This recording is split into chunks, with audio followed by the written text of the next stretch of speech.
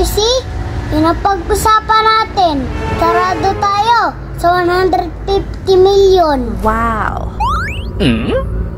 Oo, good item ito. Salamat, Miss Stacy. Mukhang big time yung negosyo mo ah.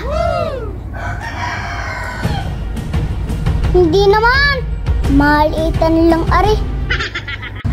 Ano ba yung negosyo na yan? May pinagbibilang produkto. 150 million? Ano gayan at kalaki? Ano pa?